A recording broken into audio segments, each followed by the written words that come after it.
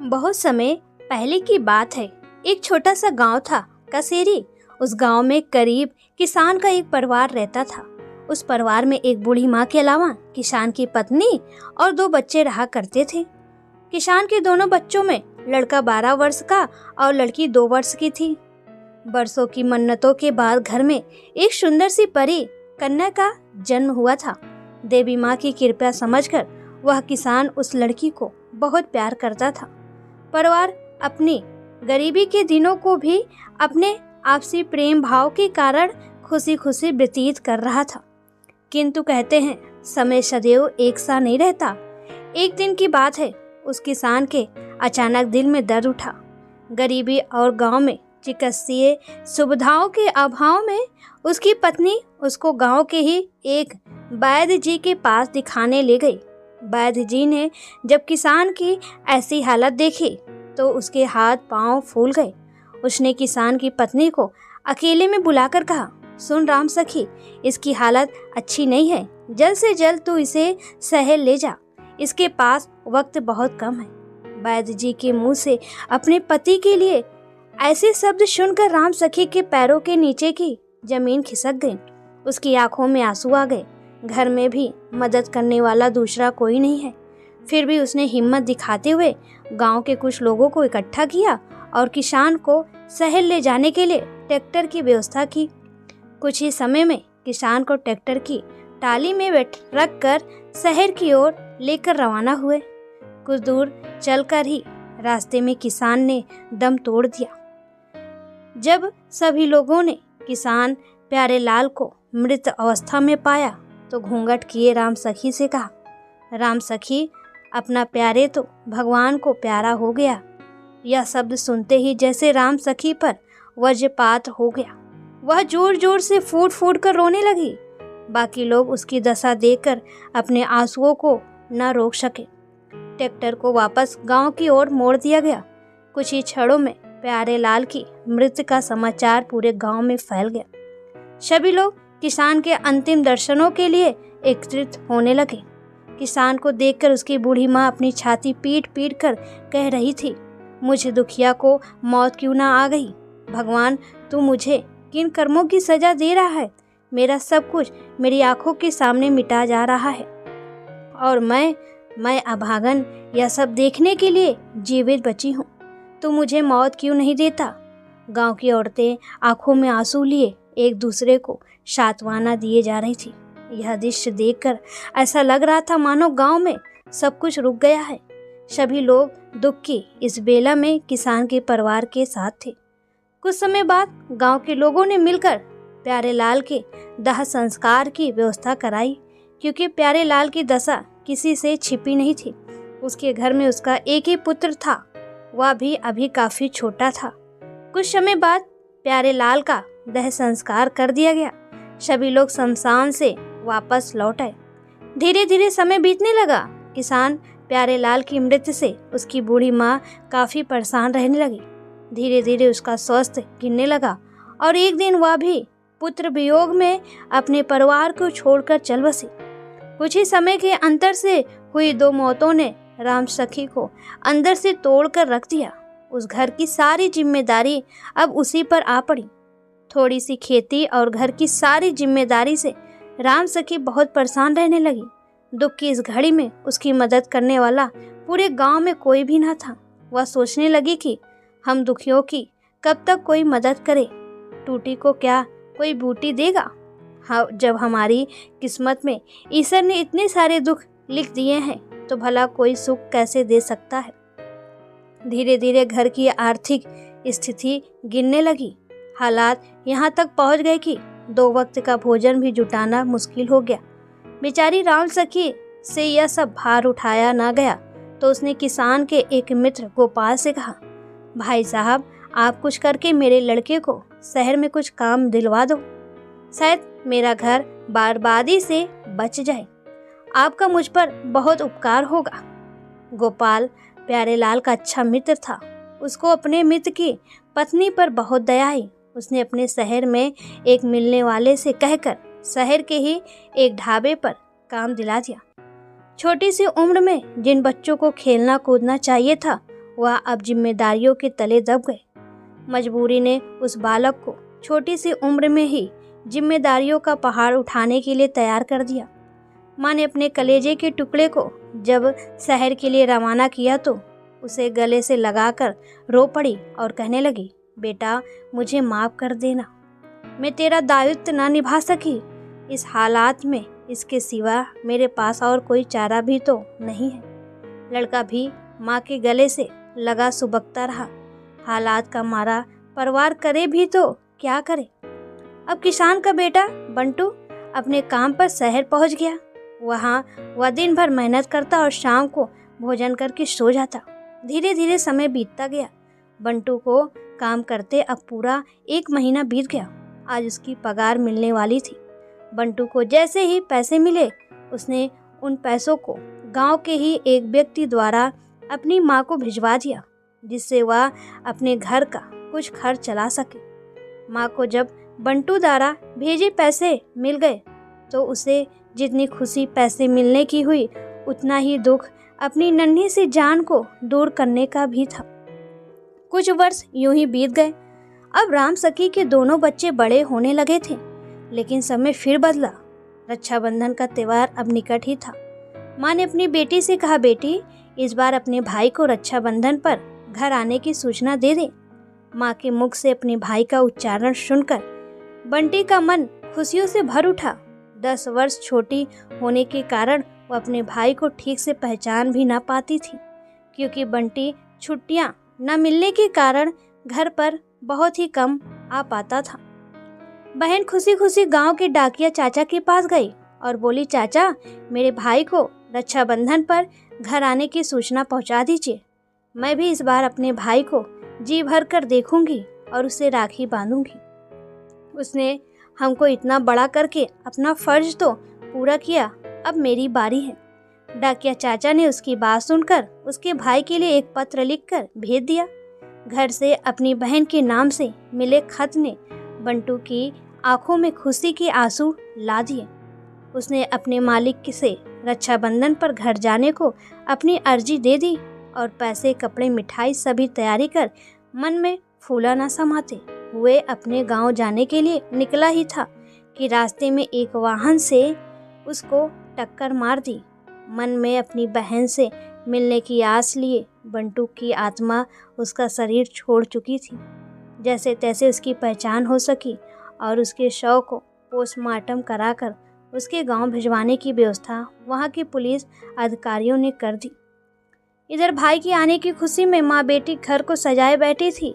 माँ कहती कि मेरा लाल आ जाएगा तो मैं उसके मन का खाना बनाऊंगी, और बहन कहती कि मेरा भाई आएगा तो मैं उसको जी भर कर देखूंगी कि कितना महान है मेरा भाई।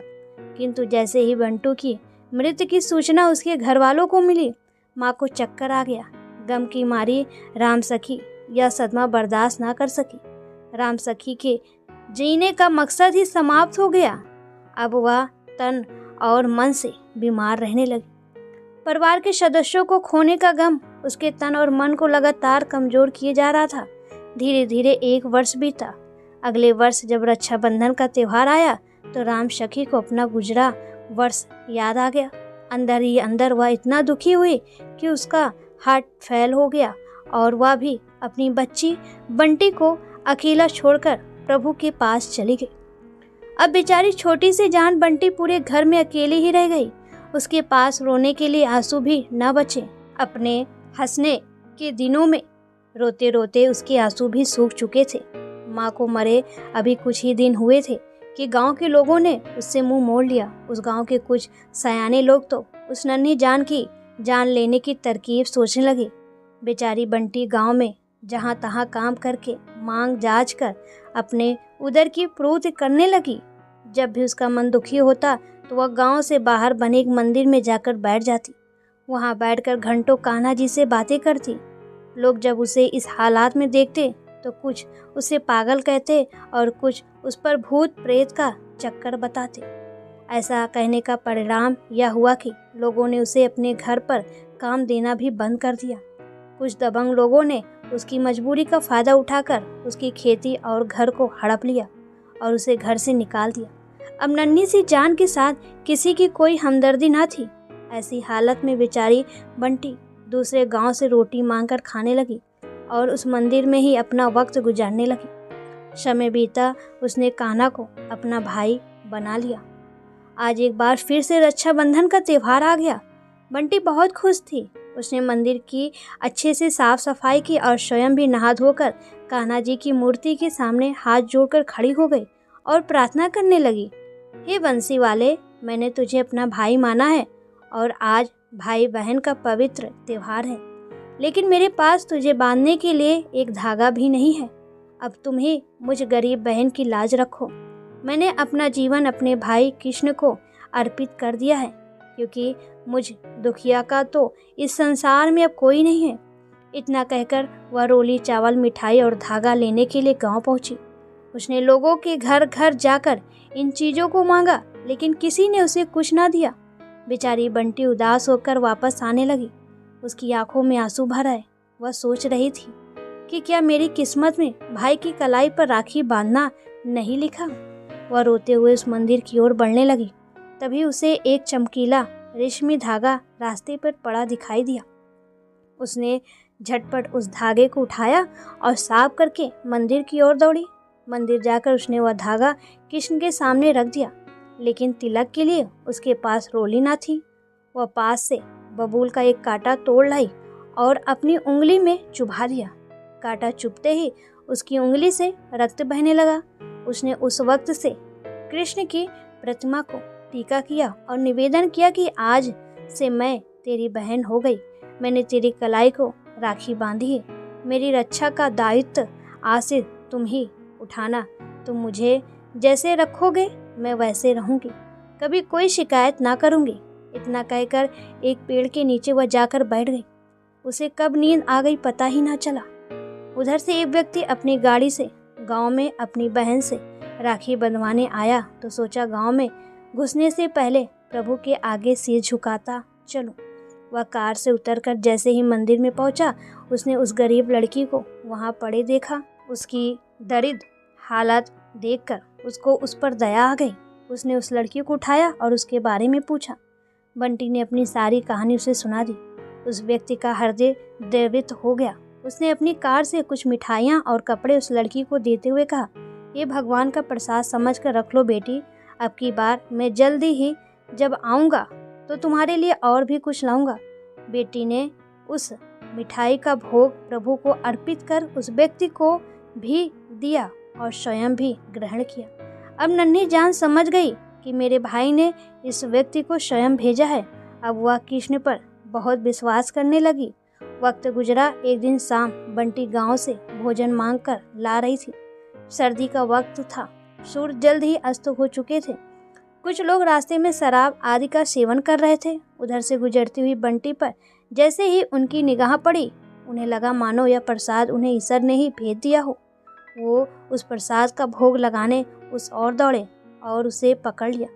बेचारी बंटी इतने शराबियों के बीच कैसे बच पाती। वह जोर जोर से चिल्लाने लगी, लेकिन उसकी मदद के लिए कोई ना आया। थक हार कर उसे अपने भाई कृष्ण की याद आई। उसने भैया मुझे बचाओ, भैया मुझे बचाओ कहकर कृष्ण को पुकारना प्रारंभ कर दिया। थोड़ी देर में पुलिस की एक गाड़ी उधर से गुजरी। उन्होंने लड़की की आवाज़ सुनी तो अपनी गाड़ी का सायरन बजाया। सायरन की आवाज़ सुनकर शराबी भाग गए और वह लड़की बंटी लपक कर पुलिस वालों के पास पहुंच गई। उसे लगा कि आज फिर उसके भाई ने उसकी लाज बचाने के लिए इन पुलिस वालों को भेज दिया। वह दौड़कर उनसे लिपट कर रोने लगी। पुलिस वाले भी थोड़ी देर के लिए सख्ती में आ गए। वो उससे कहने लगे, सुन लड़की, तू हमारे साथ थाने चल, इन लोगों के बारे में कुछ सवाल जवाब करना है। वह उनके साथ थाने जा पहुंची। वहाँ उन्होंने उसे बैठने का इशारा किया। थोड़ी देर में पुलिस वाले शराब की बोतल और मीट सामने रखकर उसका सेवन करने लगे। बेचारी बंटी यह सब देख घबराने लगी। उसने मन ही मन कान्हा को याद किया। जब पुलिस वाले नशे में धुत हो गए तो उस लड़की को पकड़कर उसके साथ जोर जबरदस्ती करने लगी। बंटी तो मानो आसमान से गिरी खजूर पर अटक गई। वह जैसे ही चिल्लाई, एक पुलिस वाले ने उसका मुंह बंद कर दिया। वो बंटी को उठाकर बिस्तर की ओर ले जाने लगे। तभी अचानक एसपी साहब का दौरा हुआ। थाने के बाहर खड़े गार्ड जब तक कुछ समझ पाते तब तक एसपी साहब उसके निकट आ चुके थे। उन्हें सैल्यूट करने के अलावा और उनके पास कोई उपाय न था। एसपी साहब स्वयं थाने के अंदर चले गए। जैसे ही उनकी नज़र उस थाने के नज़ारे पड़ी वह दंग रह गए। उन्होंने उस गार्ड से कहा, जरा दरोगा जी को बुलाओ। बेचारा गार्ड दरोगा जी के पास पहुंचा तो दरोगा जी नशे में धुत थे। एसपी साहब के आने की बात सुनते ही उनका सारा नशा उतर गया। वह तेज कदमों से एसपी साहब की ओर बढ़े तो एसपी साहब ने उनकी क्लास लगा दी। अपने मोबाइल में सारी रिकॉर्डिंग वह पहले ही कर चुके थे। उन्होंने कहा, ये सब क्या है? क्या इसी तरह थाना चलाया जाता है? आपको किस कार्य के लिए तैनात किया गया है? जुर्म कम करने या बढ़ाने के लिए? दरोगा जी एसपी साहब की सारी बातें सिर झुकाए सुनते रहे। उनके पास किसी बात का कोई जवाब न था। बंटी बेचारी अधरंग अवस्था में एसपी साहब के सामने खड़ी कपकपा रही थी। एसपी साहब ने अपने गार्ड को उसे गाड़ी में बैठाने का आदेश दिया और उसे अपने कार्यालय लेकर पहुंचे। वहां जाकर सबसे पहले उन्होंने पूरे थाने को इस जघन्य कृत्य के लिए निलंबित कर दिया और फिर बंटी को अनाथ आश्रम भिजवाने की व्यवस्था की। साथ ही उन्होंने सख्त हिदायत दी कि अनाथ आश्रम में इसके या अन्य किसी बच्चे के साथ अमानवीय व्यवहार किया गया तो उनके विरुद्ध भी सख्त कार्रवाई होगी।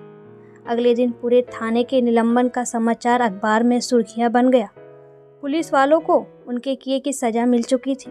चारों ओर एसपी साहब के कार्य के चर्चे होने लगे। बंटी ने कुछ समय अनाथ आश्रम में ही व्यतीत किया। फिर एक दिन जब वह रात को अपने कृष्ण को याद करके सो रही थी तो प्रभु ने उसे दर्शन देकर कहा, बहन, अब तुम्हारे बुरे दिन समाप्त हो चुके हैं। अब जल्द तुम्हारे जीवन का नया सवेरा होगा। इतना सुनकर उसकी आँख खुल गई। वो अपने भाई का दर्शन पाकर धन्य हो गई। अब वह रात भर उसकी मोहनी मूरत का ध्यान करके खुश होती रही। एक बार फिर से नई सुबह आई। एक व्यक्ति अपनी पत्नी के साथ एक बच्चे को गोद लेने के उद्देश्य से अनाथ आश्रम में आया। पहले तो वह एक लड़के को गोद लेना चाहता था, किंतु जैसे उसकी निगाह बंटी पर पड़ी उसका विचार बदल गया। ऐसा लगा मानो कृष्ण ने ही उसकी बुद्धि बदल दी। उसने उस लड़की को गोद लेने का आग्रह किया। सारी कागजी कार्रवाई करने के उपरांत वो उस लड़की बंटी को गोद लेकर अपने घर पहुंचे, जहां वह उसे अपनी औलाद से ज़्यादा प्रेम करने लगे।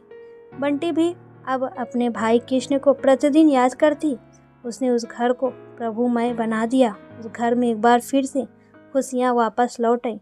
सच में प्रभु ने अपनी बहन की लाज एक बार फिर बचाई। दोस्तों, कमेंट में नमो नारायण लिखना ना भूलें।